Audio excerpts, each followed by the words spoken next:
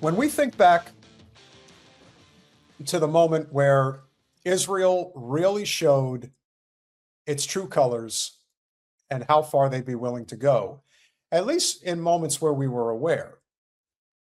The USS Liberty during the Six-Day War, June 1967, which we all know what the intention was. They were trying to create another false flag like they did with the Gulf of Tonkin. It didn't work. They tried. They got close, but it didn't work. And as a result, it didn't pan out. Now, with the backdrop of all of this, which is where we have, and we're going to bring back our friends Ken Martin and Wally Rashid to talk about JFK.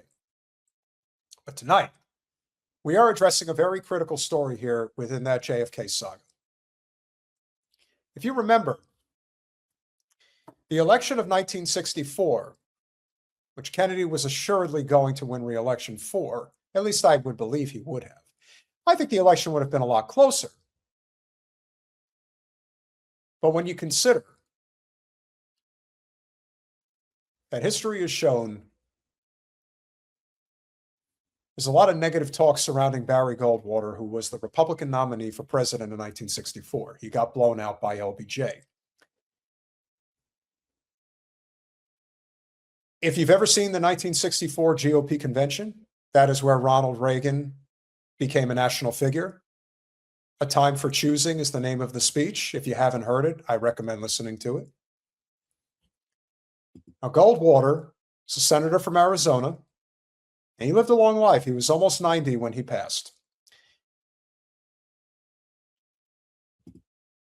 You would think during the presidential election of 1988, which was George Bush and Michael Dukakis, that was the first presidential election that I remember. I remember pretty well. You know what I had, guys? This will make you laugh. So in 1988, I was a 5-year-old kid at the time.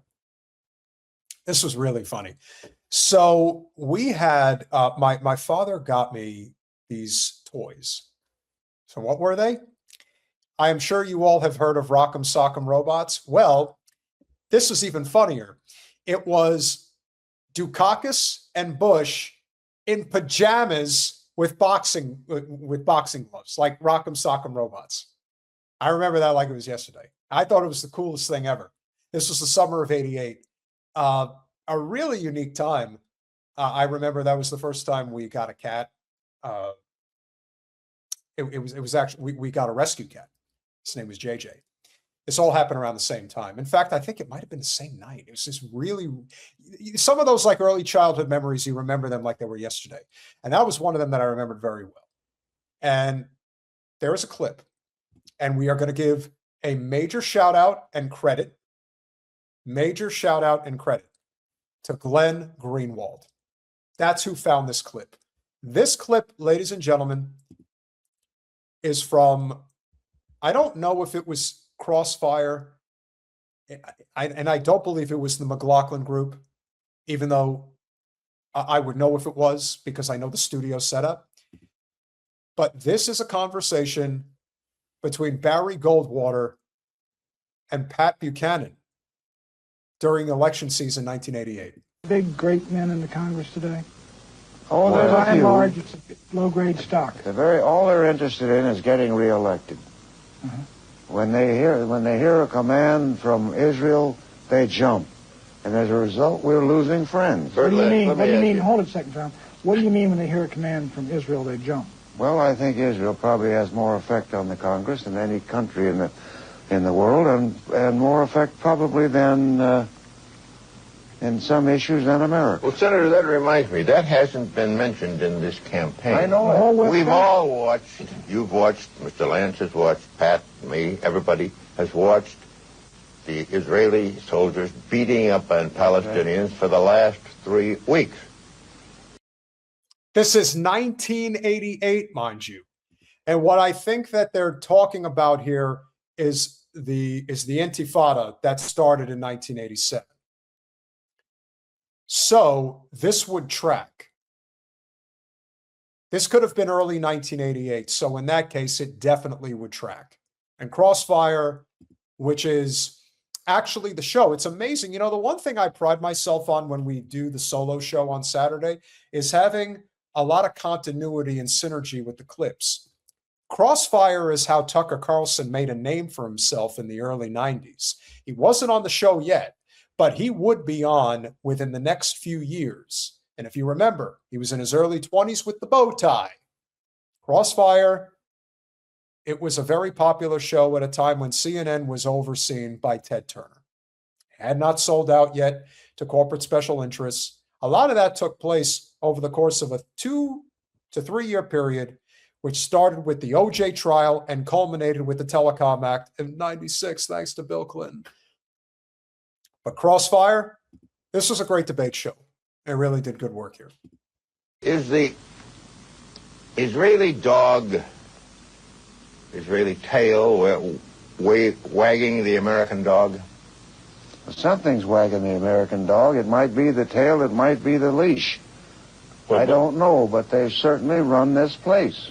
What do you think, very briefly, the United States policy should be toward Israel in the wake of what's going on?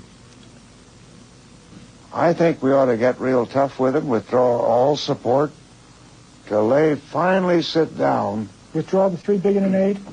Yes, if necessary. You have to remember that the PLO, in all the history of this world, have never had a piece of land that they could call their own. Palestinian. Can you believe this?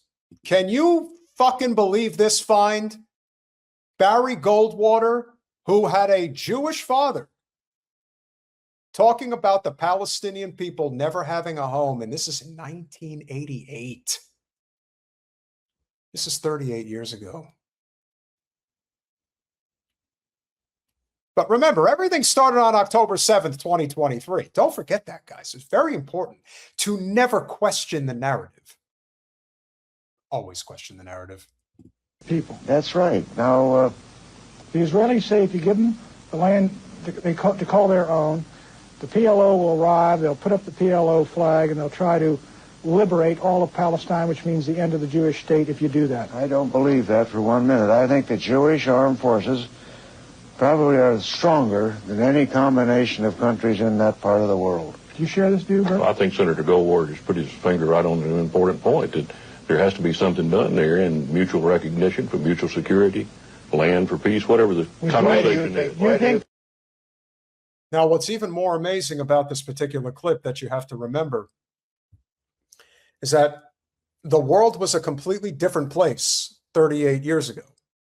And the fact that this was a conversation that was taking place at that time really goes to show you how much effort the Israel lobby puts into making sure that these conversations never surface, that you never know that they existed. Why do you think they tried to cut Pat Buchanan's legs off when he ran for president just a few years later? Because he took what Goldwater said to heart. He agreed with him. And this is long before anybody really had an idea of just how bad things were. This was before the internet. Very few people knew about any of this. But the people in power, they knew something. They knew that this was really, really bad. Guys, if you haven't smashed that like button, please make sure that you do, as we are coming up on the 2.5 hour mark soon. We're almost, got a little bit more to go, but I bring this up, and the reason I think this is so important.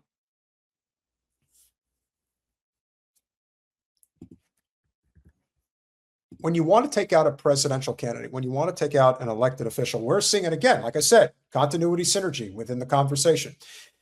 The Democratic establishment is doing it right now. They did it to Plattner. They're now trying to do it to Said in favor of Haley Stevens. And why? Because of who walks the corporate line. And that's what matters. That's the primary objective. And in the case of the 1964 presidential election, in the shadow of JFK's assassination, Barry Goldwater, and it was already well established when JFK was alive, November of '63, that Barry Goldwater was very likely going to be the GOP nominee. So we already knew what the matchup was going to be the following year.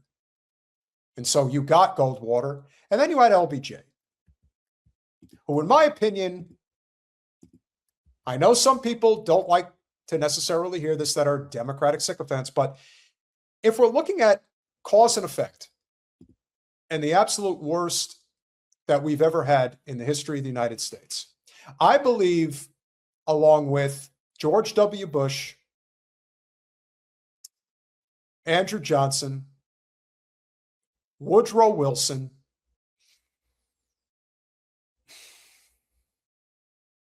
I got to tell you, a lot of the policies that Mr. Clinton passed, he really belongs very high on that list. I know a lot of people are going to want to put George, are going to want to put they're totally going to stick me in the worst possible position. Well, you know, you like tough positions, don't you, boy? But those are the worst, the absolute worst in the history of our country in terms of the consequences of what they did. And I believe LBJ is up there. I've always felt that way. And here's why. Here's a very good reason why I feel that way. How LBJ forged the U.S.-Israel alliance. By Ronan Main Price from January of 24. The special relationship between the U.S. and Israel was cemented by the support offered by LBJ throughout the 60s. At 4:35 a.m. on June 5th, 1967, LBJ was woken by a telephone call from his national security advisor. Speaking briefly, Walt Rostow informed the president that war had just erupted in the Middle East over the 6 days. As Johnson watched the conflict from the White House Situation Room, Israel would go on to exert a crushing defeat over its Arab neighbors, Egypt, Jordan, and Syria. It's not the full story. The War of June 1967 was a seminal moment that transformed the landscape of the Middle East forever, with Israel's capture and subsequent occupation of the Gaza Strip and the West Bank. Its shockwaves can still be felt to this day. The mid-60s also marked a clear inflection point for the U.S. posture in the region. Previous presidents had sought to finally balance their policies along regional fault lines and restrain Israeli ambitions. Lyndon Johnson did not. The staunchly pro-Israel policies he implemented during his term of office became the very foundation for what thereafter developed into a multi-decade alliance. Whether it is diplomatic backing or economic assistance, weapons dealing or intelligence sharing, there are few nations that have enjoyed such tight, intimate bonds. Israel's continuing campaign against Hamas, keep in mind this is January of 24, and Prime Minister Netanyahu, statements about the future of Palestine have presented Washington with a dilemma. Israel, once considered an essential Cold War ally in the Middle East, is increasingly looking for like a strategic liability. As many begin to contemplate if Washington should continue to maintain support, it is important to understand when and why this partnership originated. American support for Israel dates back to the very creation of the Jewish state. President Harry Truman had backed the UN partition plan for Palestine in 1947, before later recognizing Israel immediately after its declaration of independence in May of 1948. Yet, for much of the early years, the U.S. was a tentative partner. Both Truman and his two successors in the White House, Eisenhower and Kennedy, were all too aware that embracing Israel too openly would alienate much of the Arab world, and thus they proceeded with caution. The 1950s were several spats between Washington and Jerusalem as Eisenhower attempted to build stability in the Middle East. His administration twice threatened to cut aid to Jerusalem, first over Israeli plans to divert water from the Jordan River, and then because of their attempts to hold on to territory they had captured during the Suez Crisis. Trouble in the Suez, as Billy Joel would say. As the Cold War began to intensify, however, and the Soviet Union strengthened its hand in the region, Jerusalem became an increasingly useful partner. Kennedy presidency saw the first major American arms sales to Israel, with Hawk anti-aircraft missiles being delivered in 1963. Gee, is it possible that the administration was running clandestine operations behind the president's back? You know, like some of the operations once Reagan became demented in the 80s. Oliver North rings a bell. Kennedy also provided initial security guarantees by privately pledging military support to Golda Meir in the event of any Arab invasion. I don't know. You know, it's funny, these articles, they really like to rewrite history. They don't want to talk about the relationship that was really going on between Kennedy and Ben-Gvir. David Ben-Gurion. Oh, you know, they all sound alike. They all look alike. They're all inbred Hicks anyway, but you get the idea. Kennedy still attempted to maintain a balanced stance in the Middle East so as not to jeopardize his relations with the Arab leaders and invite further encroachment into the region by the Soviet Union. He endeavored in vain to curtail the proliferation of Israel nuclear weapons at Dimona, an Israeli city in the Negev desert, by requesting regular inspections, while also providing economic support to Egypt and attempting to build cordial relations with its president, Gamal Abdel Nasser. This strategy saw some success. Nasser was said to have been overcome with sorrow upon hearing the news of Kennedy's assassination. Yes, I'm sure he was. The American policy towards Israel and much of the wider Middle East accelerated quickly after Kennedy's death and Johnson's ascendancy to the Oval Office. Remember, history really likes to paint this idea that Kennedy was pro-Israel and extremely favorable to their cause. We now know that that is an outright lie, and there is a reason they do this, because there is a major conspiracy hanging over Kennedy's assassination to this day. The Israeli newspaper Haaretz claimed in 2018 that Israel has no better friend than the Texan president, and it is not difficult to see why he received such a glowing review. Holding court with numerous influential Jewish American intellectuals such as Arthur Krim, Abe Fortas, and Arthur Goldberg, Johnson had supported every aid package during his time as a senator and majority leader, and had pressed Eisenhower not to sanction Jerusalem in 1956. When president, he enjoyed warm relations with Prime Minister Levi Eshkol and professed to hold deep admiration for Israel and its people. I may not worry as much as Eshkol does about Israel, he told an ambassador, but I do worry as deeply. Johnson's infatuation with Israel was also blended with his personal distaste for Nasser. Viewing the region through the lens of the binary Cold War struggle, Johnson and many of his advisors viewed Cairo as just another Soviet proxy. After initial attempts to placate Nasser with grain deals, Johnson's patience ran thin as Egypt began to assert itself throughout the region. After the burning of an American library in Cairo, the White House cut all aid, and the two presidents became increasingly vocal critics of one another. Johnson branded Nasser as an instrument of the Kremlin, while the Egyptian responded by calling his counterpart little more than a cowboy. Well, he was a cowboy. Underpinning many of the rhetorical barbs were Johnson's strategic objectives for the Middle East. His presidency witnessed steadily increased Soviet military aid to Egypt and Syria as Moscow attempted to fan the flames of anti-West Arab nationalism. Israel was thus seen as an essential Cold War bulwark against the Kremlin's meddling, as well as a vital tool for the securing of the free flow of oil. And there it is. It is always about that good old money and power. To maintain the regional balance of power, Johnson oversaw the sale of more than 200 M48 tanks in '64, despite reservations from the CIA and its national security advisor, McGeorge Bundy. If that ain't a Southern name, I've never seen one. He would also authorize the unprecedented delivery of A-4 Skyhawk and F-4 Phantom planes. When it came to Israel developing weapons of mass destruction, Johnson looked the other way.